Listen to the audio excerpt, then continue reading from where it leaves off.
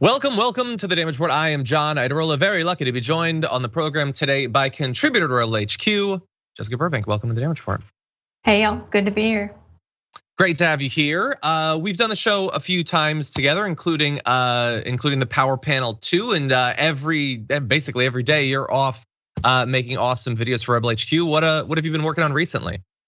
Yeah, so most recently there's a pretty insane video of the police in Lawton, Oklahoma. They shot an unarmed black man 15 times, and they're now facing first-degree manslaughter charges, and we're not seeing a lot about this in mainstream news. So my most recent video is covering that. Well, I am glad that you are covering that, and for that reason, because just speaking for myself, I had not actually seen that particular story. So thankfully, I will soon be seeing that video on Rebel HQ. So that is awesome, and thank you for being with us today. Yeah. For those of you at home, thank you as well. We've got a lot that we're gonna be talking about through the course of this show. The latest on Roe v. Wade. We're gonna dive into a bit of the discourse. Now that we've absorbed over a couple of weeks that it is likely that the Supreme Court is going to just Thanos your reproductive rights, how are people messaging about this?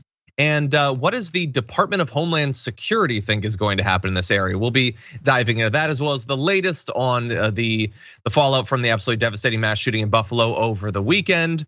Republicans trying to stop literally anything from being done by the government, no matter how necessary, no matter how reasonable, no matter how much they have personally advocated for it to happen, they will then block it from actually happening.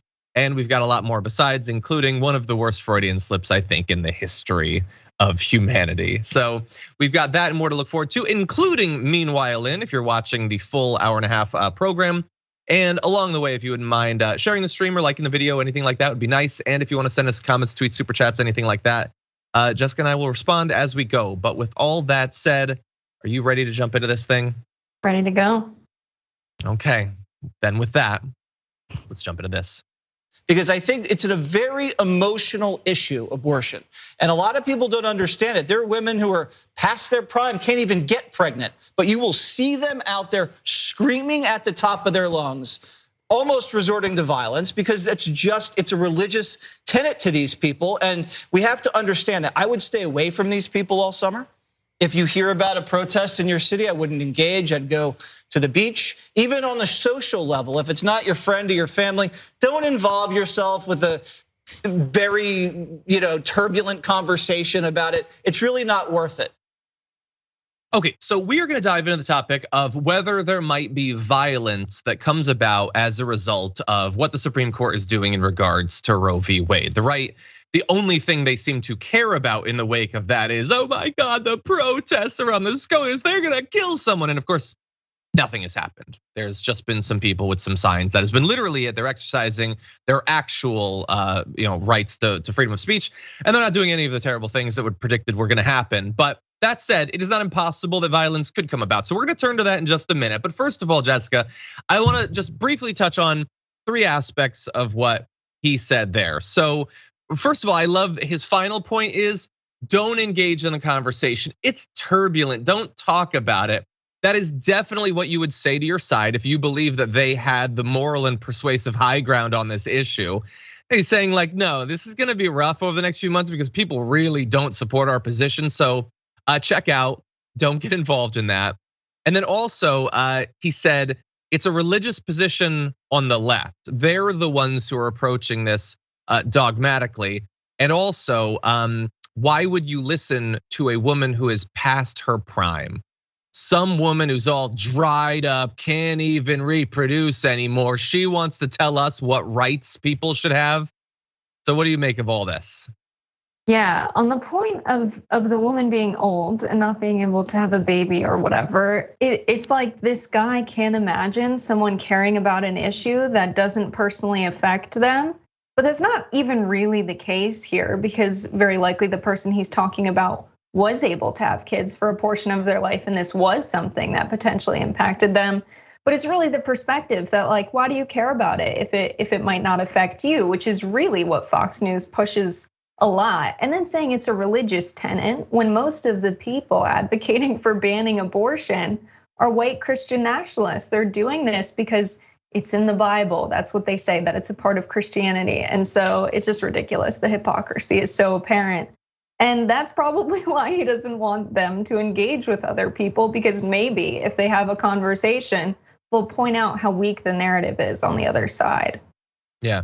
Well, it's definitely a big switch. Normally, aren't they the ones saying that like you're supposed to debate literally everything? Like all politics is supposed to be, one person who will never shift on their position yelling at another person who will never shift on their position. Isn't that like the height of politics, according to people like Ben Shapiro and all that? Now it seems turbulent. You should probably just avoid the whole thing. You're not going to be popular, by the way. I mean, everybody agrees with you, but you're really not going to be popular if you hold this position. So just keep it to yourself. And I do love they cannot wait on basically every issue to tar the other side as having a religious position. They consider religion to be this great thing, but it's also their go-to smear. Really weird. I'm an atheist. It doesn't offend me. I don't have a religion. I don't want a religion. I've considered some of them. I don't find them persuasive. But I love that the religious consider it to be such a weak position that your politics would be informed by your religion. Weird that they have that position.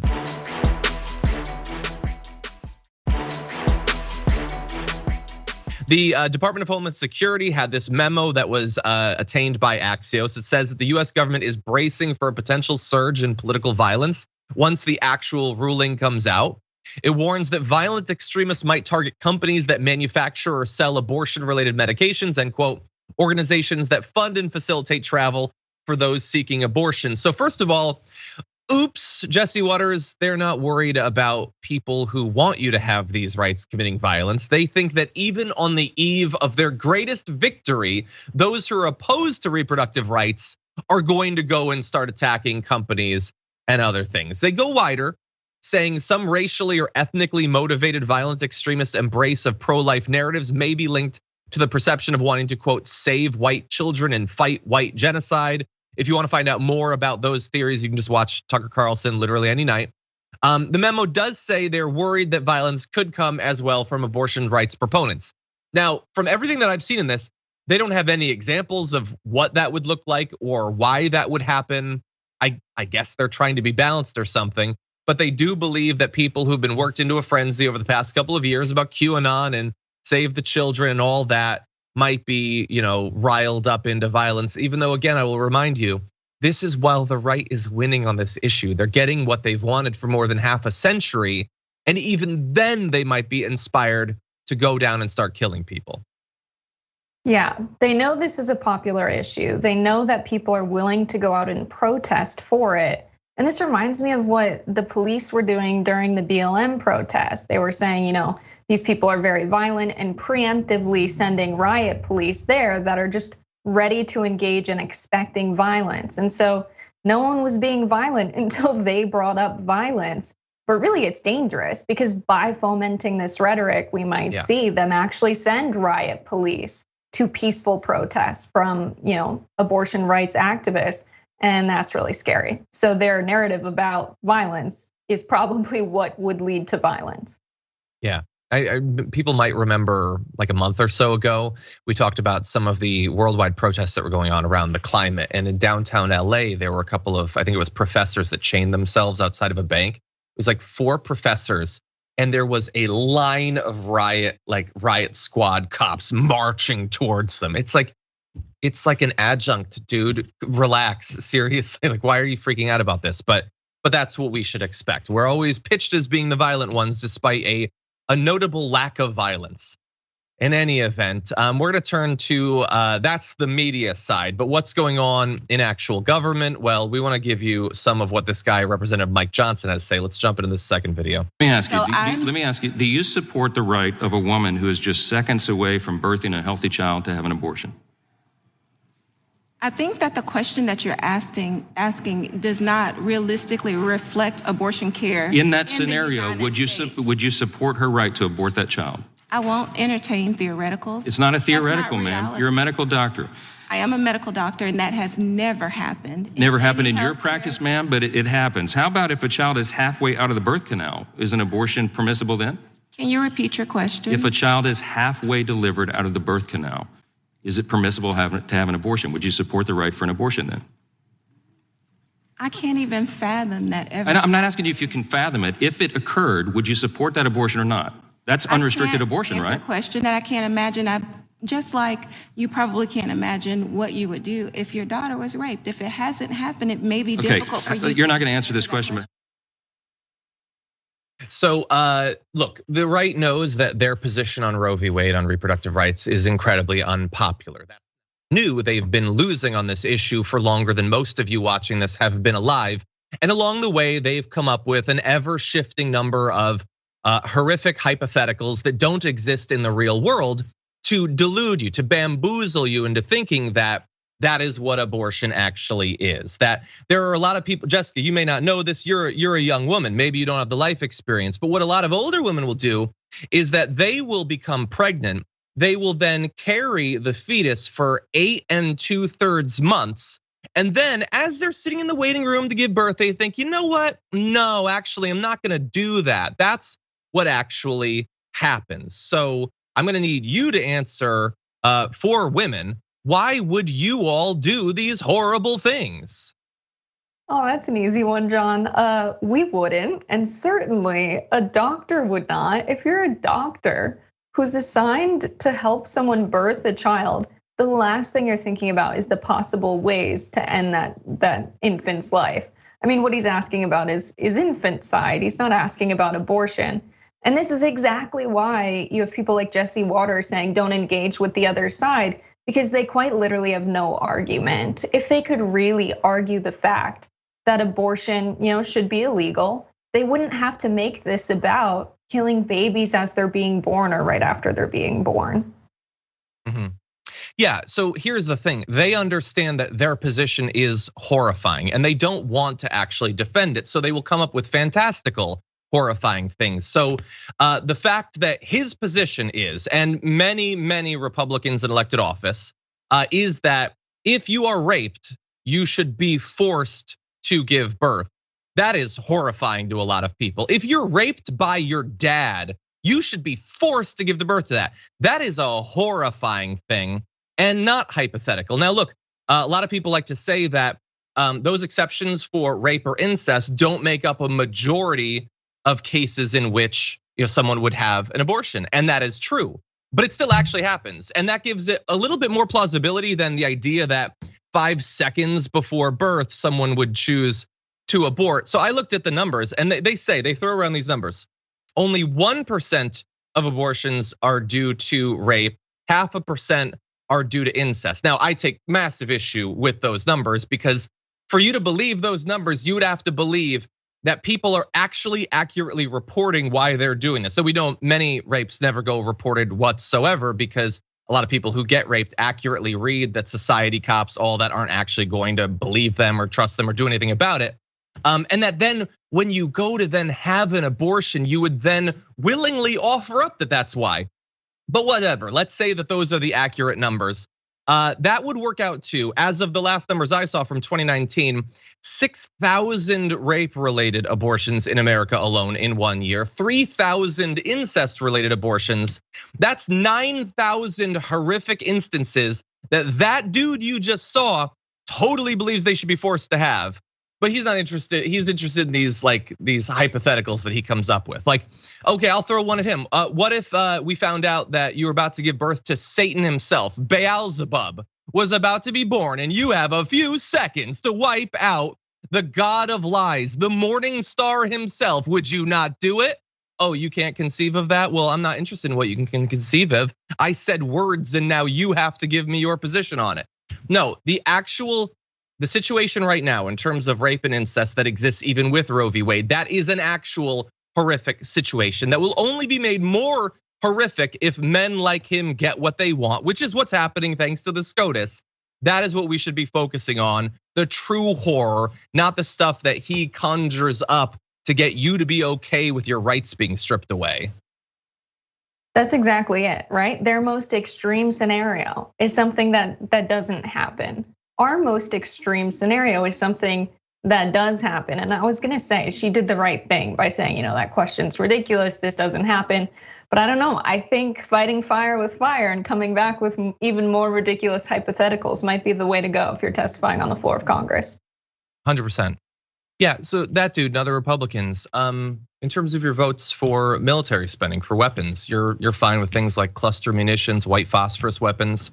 Do you know what those do to bodies when you drop them on an area? And it turns out that most of those are not capable of, in the moment, knowing that the person they're about to explode, possibly days or weeks afterward, when an unexploded cluster munition is found by a civilian, or when you blanket an area with white phosphorus and it burns the skin and flesh, burns to the bone, the people there, it can't tell if you're a terrorist or not. So why, I'll say to that dignified representative, are you okay with a pregnant person having their body literally burned off of their bones by white phosphorus weaponry? Why are you supporting that sort of stuff? That's not hypothetical. That happens when you use weapons like that. Why are you okay with that? It's just so, I understand that they think that this is a winning issue, and I understand that they know that their base is not going to do even the limited, request for critical thought that I'm asking for right here. But when you actually think about it, they're in favor of a lot of horror. Anyway, yeah, it's always been about politics for them. Abortion and the issue of being pro-life has never been about abortion, because they're clearly not pro-life, as you just pointed out. And this is why they don't want them to engage with the other side.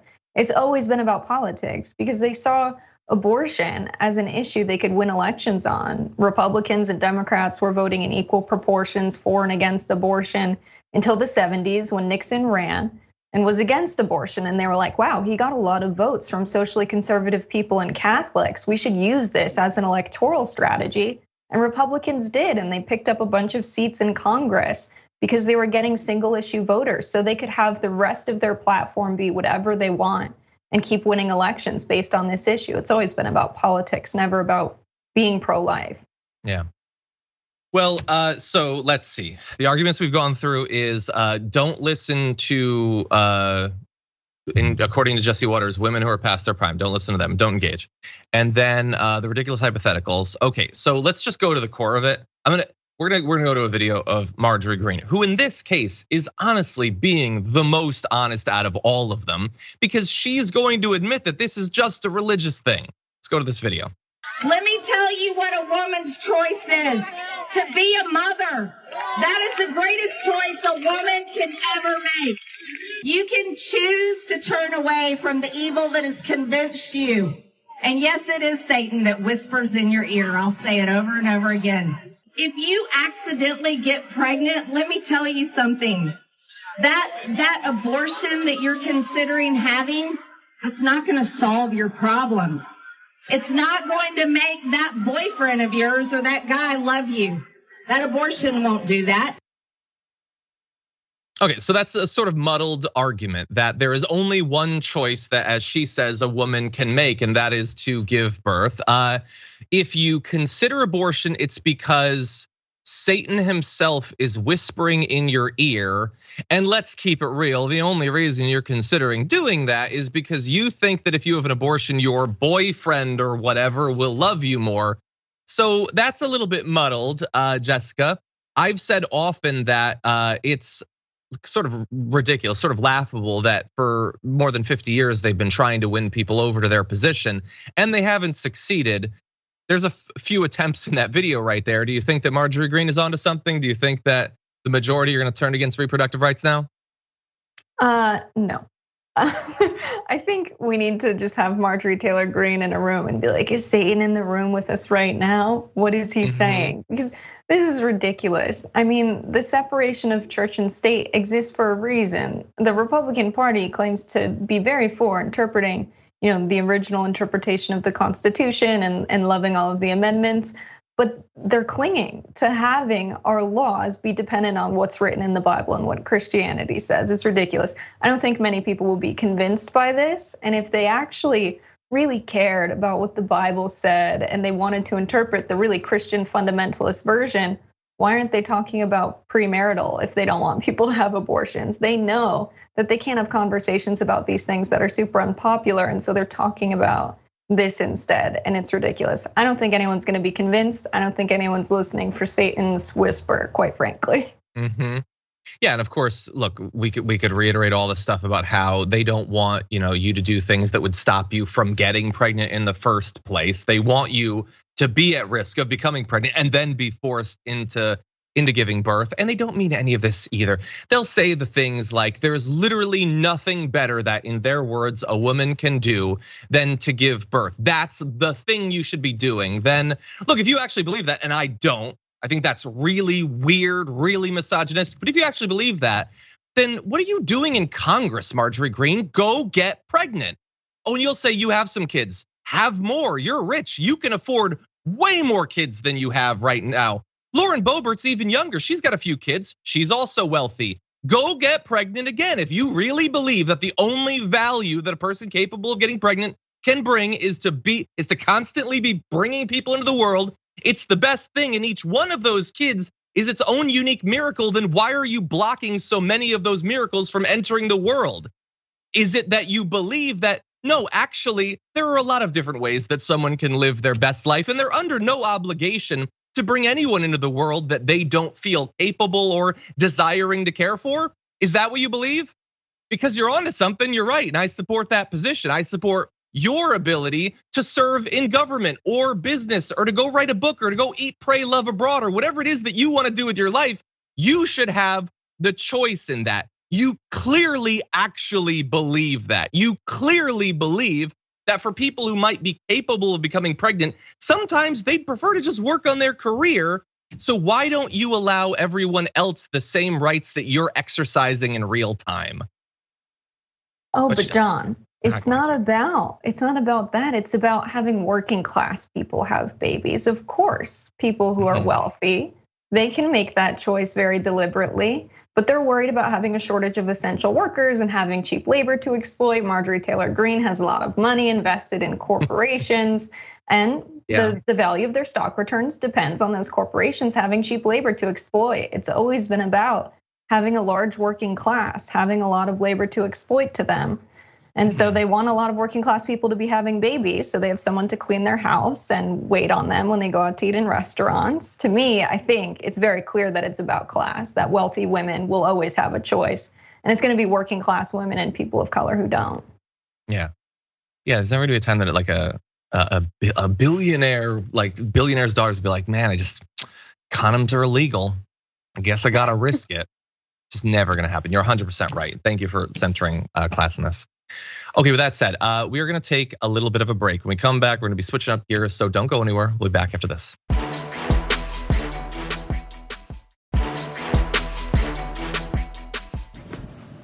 Terrorism, I'm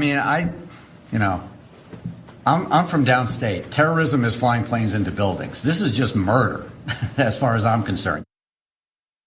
That is Michael Korchak, the DA of Broome County, talking about the Buffalo mass shooting, saying the idea that would be terrorism. No, terrorism is when Muslim.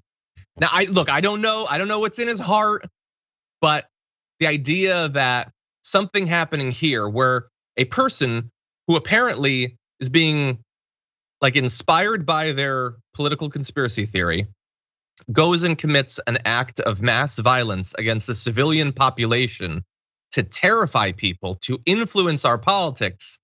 Look, I only spent half a decade in political science academia, so what do I know? But kind of feel like that's the dictionary definition of terrorism. The idea that just because this guy used a gun, you're not counting it, that seems weird to me. But Jessica, what do you think? Yeah, because he used a gun, because he was in the United States, because he was white, because the people who were dying were not majorly white. It's pretty clear where a lot of these people stand when it comes to this. And this was clearly an act of violence committed for political purposes, and it caused a lot of terror. Pretty straightforward. It was a terrorist attack. Seems to me. Let's give him a little bit more of a chance to make his case. Here he is. This is just murder, as far as I'm concerned. It is terrorism because you're terrorizing the community, and it was racially motivated, we believe, at this point in time. But from the DA's perspective, crime is crime, and whatever your motive for doing it, your motive is you're an evil person, and that's why you're doing it. So, I really don't get into what's terrorism and what's not terrorism. It's crime. But you did though, you just did. You just said that it wasn't, except, well, I guess you're terrorizing the community. Well, what is terrorism then? You seem to think it is, but not in a way that should matter or influence the investigation.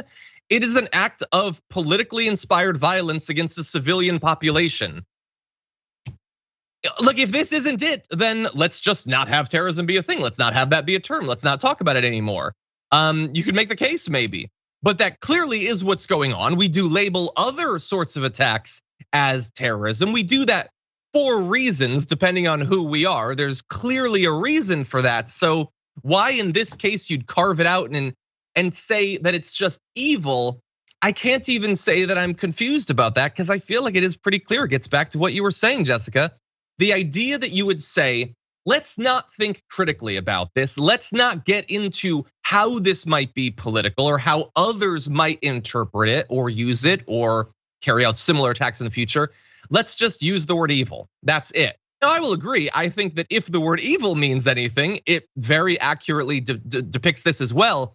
But the idea that this is just evil and that's as far as we should think into it, that seems opportunistic. That seems like it is shielding potentially a fruitful analysis of what's going on here. But Jessica, give me your thoughts.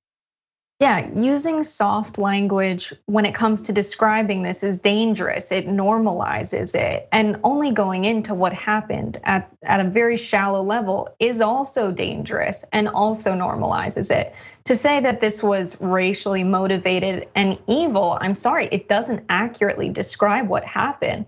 This person wrote a manifesto where he made very clear that he's very worried about white replacement theory, very much believes in white replacement theory. And this is because he believes in white nationalism. He had, fascist symbols written on the gun that he used.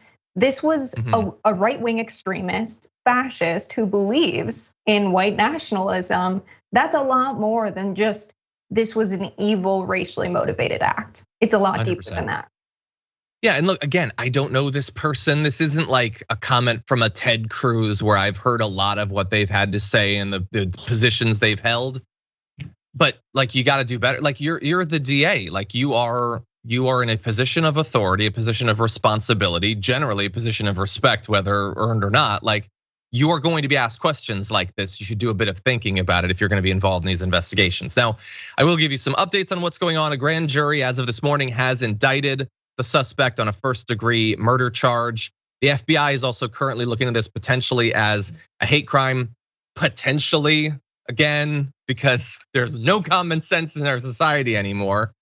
So anyway, they say it might be racially motivated. Gee, do you think? As you point out, yes, it had those symbols and stuff like that on the weapon. There was also the manifesto, but we can't say for sure. These are all allegations at this point. In any event, other updates. The Attorney General of New York, Letitia James, is going to be investigating some social media platforms where the stream of this attack was available, including Twitch, 4chan, and Twitter, 8chan as well. Apparently, millions have now seen the shooting, although only 22 actually watched it live. Twitch removed the stream after only 2 minutes, so very quickly they jumped on it and got rid of it. It took Facebook 10 hours.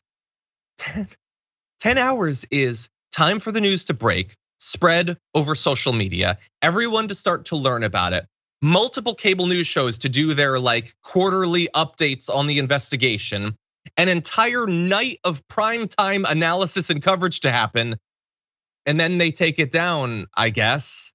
Anyway, Letitia James says the fact that an individual can post detailed plans to commit such an act of hate without consequence and then stream it for the world to see is bone-chilling and unfathomable. Now, I will say, in terms of it having been like the manifesto being posted earlier, I have no idea how reasonable it is to say that someone should have found it. If you put something like that in Google Docs, do I want Google to be analyzing everything that you put up in real time to immediately alert the authorities?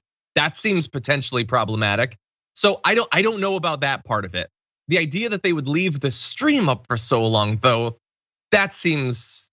I feel like if I were to use Baby Shark in one of my videos, I feel like Facebook would jump on that a little bit quicker. I feel like when they want to, they can take things down. I get updates, from stuff on the network that has copyright strikes or whatever. I don't think that takes weeks to take down. So I don't know, Jessica, but what do you think? Yeah, intellectual property getting more protections than people spreading dangerous, violent rhetoric and committing acts of violence on live stream. I remember within those 10 hours, I saw on Twitter, someone said, hey, the video is still up. And if you reported it, you would get this message that said, we've reviewed this and we've determined that it doesn't violate our guidelines. And if it disturbs you, you can block the user, et cetera. So who was that moderator? Was it a human? Was it an algorithm? We need some accountability for whoever that moderator was who said this is fine. Yeah.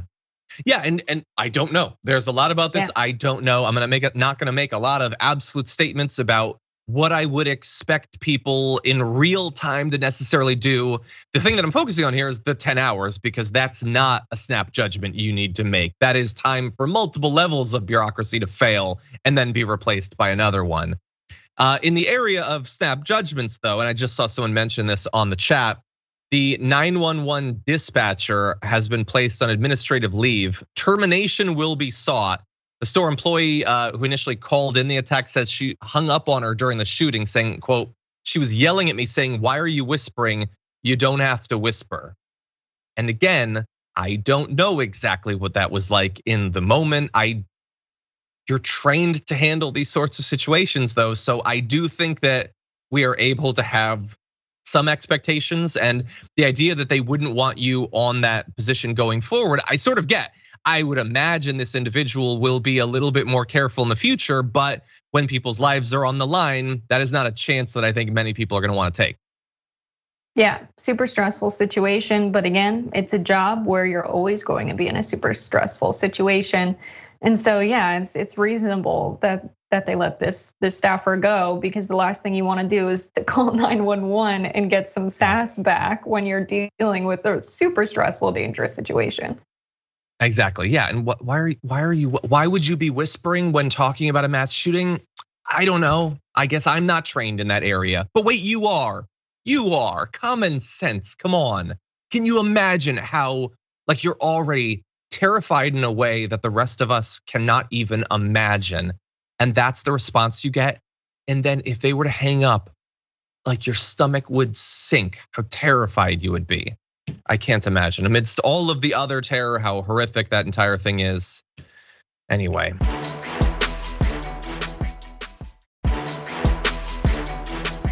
Food security is national security. And right now we have a food security crisis for the most vulnerable of Americans, the ones that we cherish the most, and that's our babies. This is completely, squarely on the shoulders of the Biden administration and the Democrats that are controlling our government. So that is just a representative sample of what the right, members of the right, the wackos on the right, have been saying for about a week and a half now. That is that we have this crisis, which we do, that it's entirely the fault of the Biden administration, which I don't understand what that's supposed to mean. And they definitely wouldn't think that if this had happened while Trump was still president. But that most of all, something needs to be done. You've got to deal with this crisis, but not in any way that we can come up with. Because in attempting to fix this crisis, that woman you just saw there, Representative Marjorie Greene, was not a part of the solution. They have this bill to try to get more low-income Americans to have access to the funds necessary to buy this, and she voted against it. She wasn't alone. 9 Republicans in the House of Representatives voted against a bill that aims to facilitate the purchase of baby formula for those on low-income federal support programs. I don't know if maybe they were watching the damage report over the last week when I was talking specifically about, well, if you all of a sudden are so concerned about people having access to baby formula, maybe going forward we could increase funding for it. But in any event, they're not for that. And this was the Access to Baby Formula Act. It would allow more people on WIC, the Women, Infant, and Children program, to get access to formula. It did pass, by the way. It was 414 to 9, which means that the vast majority of Republicans crossed the aisle to support this, as one would, well, maybe not expect, but hope. You'd hope that they did this, and they did. But 9 voted against it, and it is the exact ones that you would think. Representatives Andy Biggs, Lauren Boebert, Matt Gaetz, Louis Gohmert, Paul Gosar, Marjorie Taylor Greene, Clay Higgins, Thomas Massie, and Chip Roy. I don't know. I don't have an answer to the question you might be thinking of, which is what is wrong with these people? but at least one of them said, what is wrong with this bill?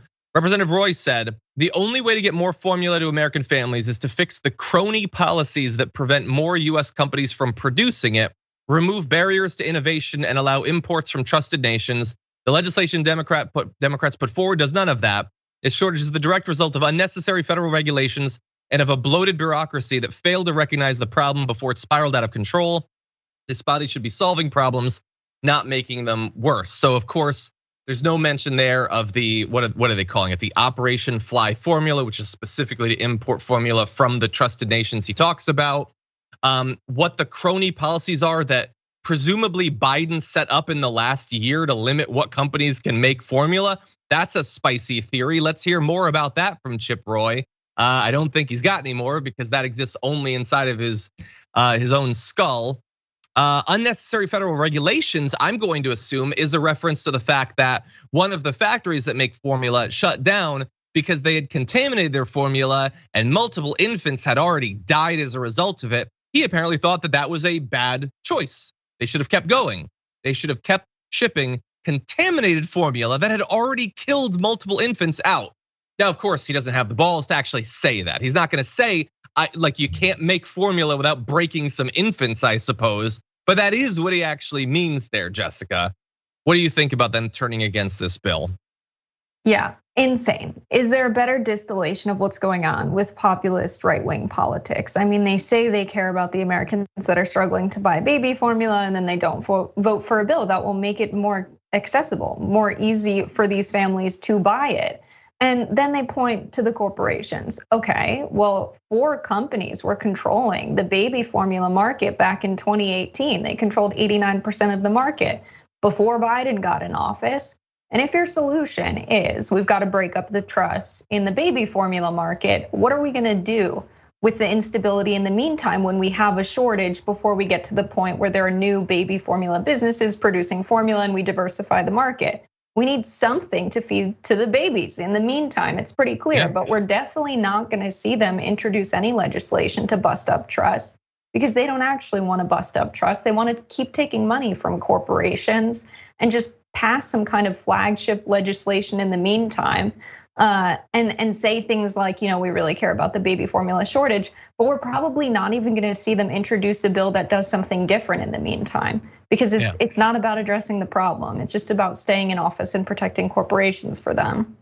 Exactly, and they'll forget about this as soon as they're back in power. Like it's the same exact thing as the gasoline. They were freaking out about the rising cost of gasoline, and then every single thing that was proposed to actually fix it, they were against. They're against this. Are they in favor of the Defense Production Act being invoked? Are they making big public statements about finally Biden is doing the right thing? No, they've completely ignored it. About shipping in the formula? No, they're ignoring it. Trying to do the funding, a second bill to send money to the FDA to deal with supply chain issues having to do with formula. Do they support that? Are they excited about that? No, they don't care about literally any of this. And as soon as some other issue is dominating the news, they will move on to it. A year or two from now, if there are tons of kids like in low-income families that desperately need access to formula and the money isn't there, are they gonna be like answering your phone calls about that? No, they'll have moved on. They literally don't care. This is about stopping things. And you cannot come up with something so reasonable that at least one of them won't turn against that. And as an example of that, they had this bill that was meant to condemn the rise of anti-Semitism. One Republican lawmaker opposed it. Everyone else was agreed on it. 420-1, Representative Thomas Massey, who opposed the formula thing, he represented the only no vote. 8 other Republicans didn't vote. It's not that they are against condemning anti-Semitism. They just don't really have a position on it, I suppose. I'm sure they will be ready to launch accusations of anti-Semitism against Ilhan Omar or Rashida Tlaib or whatever the next chance they get. But when they had a chance to have their name down on condemning it, I abstain, I suppose. And I'll just throw out, we don't have time to dive into the substance of it, but Mitt Romney and a few other Republicans also introduced a bill that would preemptively bar the Biden administration from canceling student loan debt. Because again, all of this is about stopping the government from functioning in even its most basic ways. Any final thoughts, Jessica? Yeah, I mean, when it comes to the baby formula shortage, when I look at this issue, I think, food's a basic human right. It's always something that's difficult for families to buy. It costs $428 per month on average. And this is always a problem, and Republicans don't care about it until it's in the news and they can make it about white babies dying and immigrants having a formula and the Biden administration's failing. But it's always a problem. And if there's someone who's positioned to do something about it, it's our elected officials. But they don't and they won't. Exactly, 100%. Okay, well, with that said, we do have to take our second break. When we come back, we've got some weird news. Sarah Palin is trying to re-enter Congress. Apparently, she's been doing quite well for herself even before that, though. We'll give you the update after this.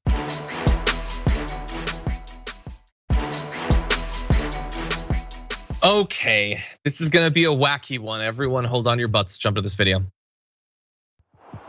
Hey, all of Alaska. This is Sarah Palin, your former governor here in Wasilla. Hey, I just want to take a second to wish you all a very, very Merry Christmas. My most favorite people in the entire world. Alaska, I love you. She loves them. That's why she's working so hard to move back to DC when she becomes a representative. She's running for Congress right now. Now, that video is freely available, that one. I think that's on YouTube. If you would like something more personalized, Sarah Palin has for a while been on Cameo. A Cameo is, of course, the site where you can get celebrities or something approaching celebrities to make custom videos for you for pay. And we previously on this show have made fun of Sarah Palin specifically for doing those cameos. It turns out the joke is very much on us because she has been doing very well for herself over on Cameo. Let's talk about the money she's been making recently. So she had to do a financial disclosure form. We expect that for people running for House. Presidents don't have to do it anymore. But anyway, she earned over $211,000 on Cameo just last year. That is nearly 40K more than she would make as a member of the House. Just pumping out those personalized videos, she made over 200 grand in a year. And if you look at this next graphic, you'll see a breakdown of some of the other things she's made money off of. So let's see, a little bit of it's from TV. I don't know what Young Conservative is. I imagine it's a way that billionaires have a front company that pretends that they're young people who are super conservative, and they use that as a way to funnel money to right wingers they like. Also, there's Pie Spy, which sounds like a company I would actually make. But anyway, she made 70 grand there, and it has something to do with services for the elderly. I don't know anything, but I'm gonna say if you looked into that, I bet it's corrupt. But anyway, let's focus now on the Cameo. You can see here a shot of her actual Cameo. She has 465 reviews, and apparently people quite like her services. 5 stars, that's how you make over 200 grand. She sells the videos, by the way, for $199 each and promises delivery within 24 hours. Is that a bargain, Jessica? I don't know. She certainly is doing well for herself. Man, I really blame SNL for this. It's their fault. When Sarah Palin was saying stuff like immigrants need to speak American and we need to make laws based on what the Bible says, that would have been a really great time to have some really good satire on the descent into white Christian nationalism. And SNL was like, best we can do is make fun of her voice. Sorry, we're gonna make her a meme. And now her voice is so profitable and she's making so much money off of Cameo. I blame SNL, although I would really like to submit to her, hey, can you say this quote? And it'll be like a Eugene Debs quote or like a Che Guevara quote. And we'll be like, it's a Ronald Reagan quote. My friend really likes it. Can you just say it and be like, this is so true? And well, I like that, but you would be paying her $200 for the pleasure of that joke. So maybe think twice. Yeah, I blame SNL too. I blame Tina Fey specifically. And I think she can actually help though, if she were to make a Cameo where she makes videos as Sarah Palin. I think given the choice between the two, I think even right wingers would rather have the Tina Fey version. So maybe that could fight back against this financially. I just want to mention one other thing here. So she has 465 reviews as of when we took that screenshot. We were looking into the people who've done the best on Cameo, and I don't know for sure who it is, but Brian Baumgartner from The Office, he has 4,100 reviews, almost 10 times what Sarah Palin got, and she made 200 grand. he is pulling in money. He apparently made more than $1 million in a single year. And honestly, I like it. He was funny on The Office. He's giving people what they want. He's not trying to turn America into a Christian fascist state. I think. I haven't actually listened to his podcast, so maybe he is. I doubt it. And so that's what Cameo should be for, not financially propping up people who are going to try to actively take part in the overthrow of democracy, but doing like Brian Cox or apparently people like Mick Foley on there, something like that. And apparently you can make big money, Jessica. Maybe I should have gotten on there a few years ago. Oh well. Any other thoughts? Nope, that's showbiz, baby. Sarah Palin on Cameo. Exactly. Okay, I'll read the Rudy reviews, Sophie. Don't worry. Rudy Giuliani apparently not doing as well. He apparently made $11,000 last year. That is not as good. He got a review from Spaghetti, who gave him 1 star and said, "I'm really not sure what Rudy was thinking with this useless, bizarre Cameo recording. He didn't personalize it in any way. He didn't mention me or the intended recipients, any of the items I asked him to. He just rambled in a diatribe for 8 minutes off topic. There was no value. I would leave 0 stars if it were an option. I wasn't a fan of his before. I really just ordered this as a prank, but honestly, now I kind of just hope the guy's okay." I've never seen anyone owned by a review on Cameo like that. Anyway, really fast, let's close out the hour jumping to a different topic. Let's jump into this. In contrast, Russian elections are rigged. Political opponents are imprisoned or otherwise eliminated from participating in the electoral process.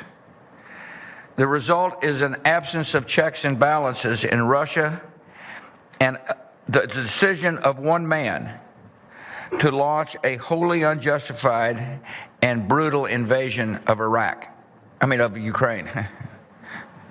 Iraq, anyway. The laughter, whether it's from him or from the crowd, that's like the darkest humor I think I've heard in my life. To stumble into that, you know one thing coming out of this Freudian slip, he doesn't stay up at night thinking about what he has wrought on the world. It doesn't haunt him to this day, decades later, Jessica. What do you think? Yeah, it's Throwback Thursday on the Damage Report. We're talking about Palin and we're talking about George W. And he's after this, he was like, "Sorry, I'm just really old." And it's like, "Sorry, I'm old. I forget to filter the truth out when I speak." Okay, George Bush. Rest in peace, Sigmund Freud. You would have loved George Bush, but I mean, he's right. George Bush is accidentally telling the truth because 200 civilians died in Iraq. He's absolutely right. I mean, it reminds me of just people saying we need to prosecute war crimes in Ukraine. And that's such a hard thing to do because the Bush administration, for all intents and purposes, committed hella war crimes. It's really hard to have any sense of justice in the international arena when we're violating the laws we expect other countries to abide by. Exactly. Yeah, we should be prosecuting these war crimes. I mean, he seems to be unable, as he used to be, to filter out acknowledging that he's one of the worst mass murderers in the history of our species. And there were no consequences whatsoever. He got to just go off and do his little paintings or whatever. If Cameo had been around, he would have been on it at that point. So again, the joke, I guess, is on sanity or reason or respect for human rights. That's who the joke is on at the end of the day. But I will remind some of you who maybe you weren't like following politics. I know some of you were younger back then. A study was completed back in June 2006. It found that 650,000 people, civilians and fighters, had died as a result of the war in Iraq. That is from June 2006. The war went on for years and years. The instability and corruption and all that, the terrorist groups spring about in that chaos, that continues to this very day. But that was just from relatively early on in the conflict. That's what he was just joking about in that clip. Anyway, if you're on the podcast or anything else like that, thank you for watching. We do have more on Twitch and YouTube, so don't go anywhere. We'll be back after this.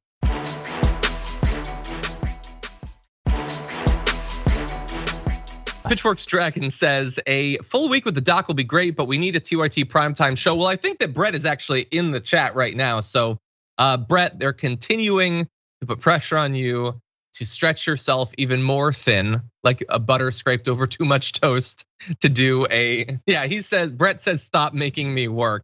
I don't think they're gonna want that. I mean, there had been some pressure for a while to get Francesca a full late night show? Maybe we'll see. Maybe we'll see.